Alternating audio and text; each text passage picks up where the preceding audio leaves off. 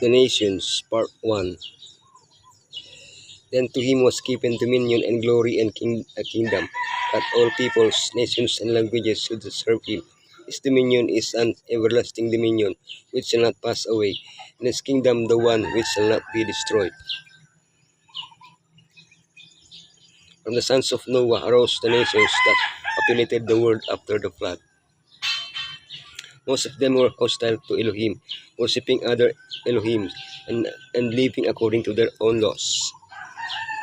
But Elohim brought forth a new nation and gave it the laws that would make it the most powerful nation in the world, and whose like all the nations of the earth would walk. The origin of nations, the first nations, a nation begotten by Elohim. The chosen people, the history of Israel, history of the church, role of the chosen people. The origin of nations, the first nations. These are the clans of Noah's sons, according to their lines of descent, within their nations. From these, the nations spread out over the earth after the flood. Because of their sin, Adam and Eve were expelled from Eden and forbidden to enter it. They and their descendants continued to come to the entrance to Eden, guarded by the cherubims, to offer sacrifices to Elohim. In this way, humanity for a time continued to recognize Elohim as its supreme ruler. When, due to the prevailing evil, Elohim decided to destroy the earth with the flood, he also removed the Garden of Eden. After the flood, men like Nimrod decided to create their own states outside of Elohim, governed by themselves. Nimrod is said to have been a giant hunter before the Lord Elohim. Among the cities he built were Babel and Nineveh, from which nations sprang up that were declared enemies of Elohim's people. A nation begotten by Elohim. I will make you into a great nation, and I will bless you. I will make your name great, and you will be a blessing. Genesis 10 uses the Hebrew word goyim to refer to the nations. This same word is used to refer to the Gentiles, that is, those who are far from Elohim. In order to recover those nations, Elohim decided to bring forth a new nation, Israel, through the descendants of Abraham. Why choose Abraham?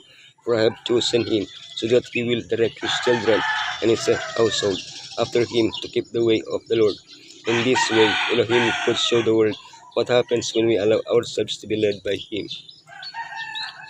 He gave them just standards that would astonish the nations, causing them to desire to come into contact with Israel, to intimidate it, and thus receive the blessing that Elohim desired to impart to them. The chosen people. The history of Israel.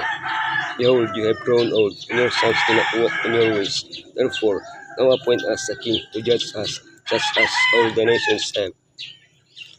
Unfortunately, instead of wanting to be an exemplary nation led directly by Elohim, Israel wanted to be like the other nations. By asking for a king, they rejected Elohim. Even when warned of the consequences of Elohim, they persisted in their rebellion. Knowing in advance this action of Israel, Elohim had dictated laws that, if obeyed, would ensure that the requested king would remain as close as possible to Elohim's ideal. Despite this, even the best kings had great flaws. Most of them are said to have done evil. After all, they were sinners ruling over sinners. For that reason, there is no righteous government except one to come, the kingdom of Elohim. The history of the church. Not so with you. Instead, whoever wants to become great among you must be your servant. After Israel's apostasy, Yeshua instituted a new people, the church. But this people was not to have a king or a specific nationality. Those who governed it were to do so by serving others.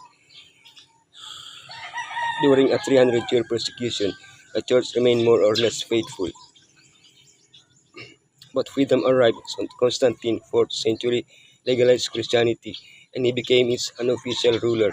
He presided over congresses and issued laws governing the church.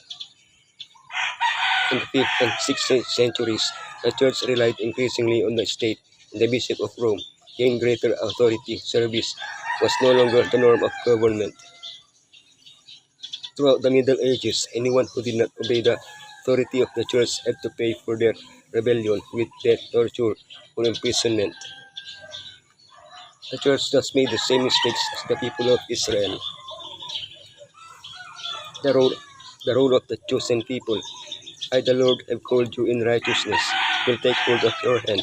I will keep you and will make you to be a covenant for the people and a light for the Gentiles.